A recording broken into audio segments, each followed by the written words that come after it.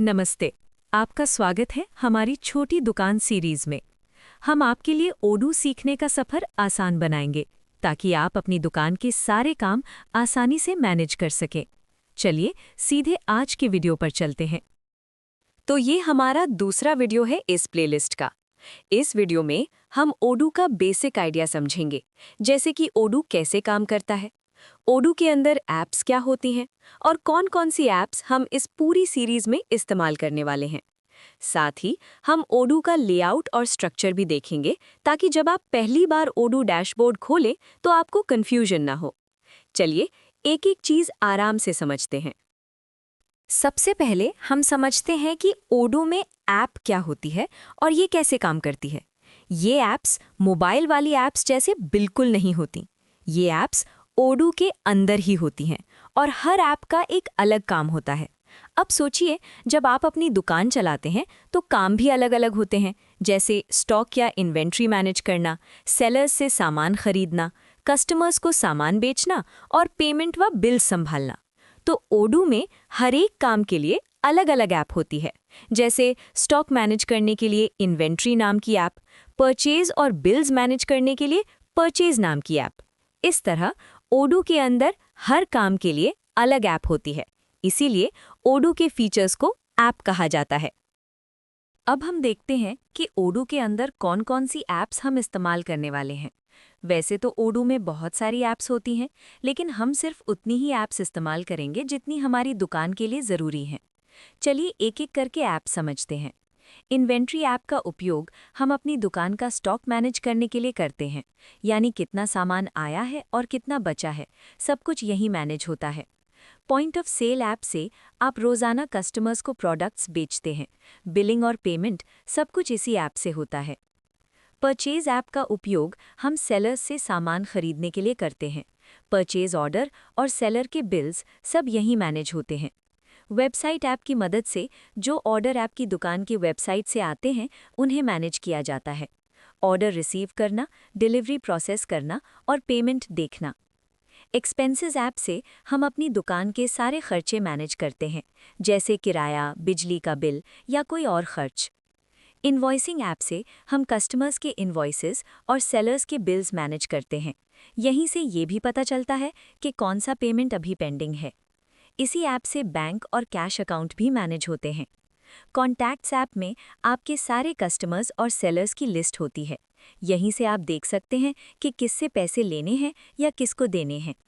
अब जब ऐप्स का बेसिक आइडिया क्लियर हो गया है, तो चलिए अब सीधे ओडू डैशबोर्ड पर चलते हैं। सबसे पहले हम अपनी ओडू वेबसाइट के होम पेज पर आते हैं। ये आपकी दुकान की वेबसाइट का होम पेज होता है। ऊपर शॉप बटन पर क्लिक करने से आपकी वेबसाइट के प्रोडक्ट्स दिखने लगते हैं। कस्टमर प्रोडक्ट देख सकता है और ऑर्डर भी कर सकता है। कॉन्टैक्ट अस पर क्लिक करने से दुकान का पता, फ़ोन नंबर और मैप लोकेशन दिख जाती है। अब साइन इन बटन पर क्लिक करते हैं। यहाँ अपना ईमेल और पासवर्ड डालते हैं। लॉगिन करते ही आप ओडू डैशबोर्ड पर आ जाते हैं। डैशबोर्ड के लेफ्ट साइड ऊपर एक आइकन होता है। इस आइकन पर क्लिक करते ही ओडू की सारी ऐप्स की लिस्ट ओपन हो जाती है।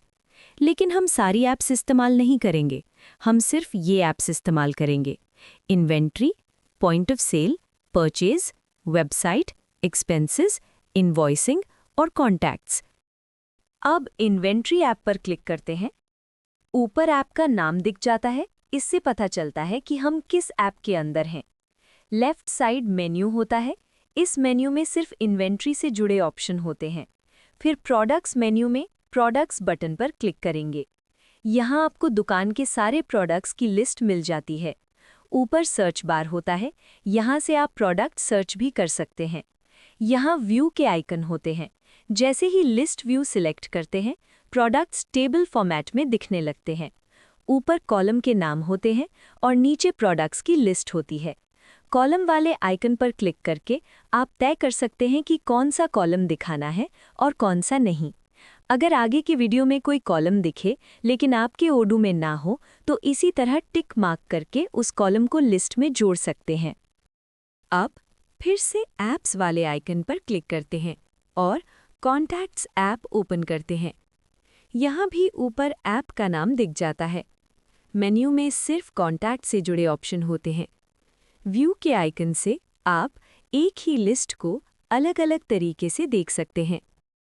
अब ऊपर प्रोफाइल आइकन पर क्लिक करते हैं, फिर माय प्रेफरेंसेस पर क्लिक करते हैं।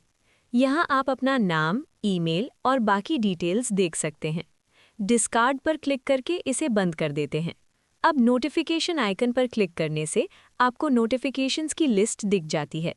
जैसे ही वेबसाइट से कोई ऑर्डर आता है, यहाँ नोटिफिकेशन आ जाती है। उस पर क्लिक करके आप अगला प्रोसेस देख सकते हैं। बस आज के वीडियो में इतना ही। अगले वीडियो में हम हर एक ऐप को डिटेल में समझना शुरू करेंगे और देखेंगे कि ओडू की मदद से आप अपनी दुकान के सारे काम आसानी से कैसे मैनेज कर सकते हैं।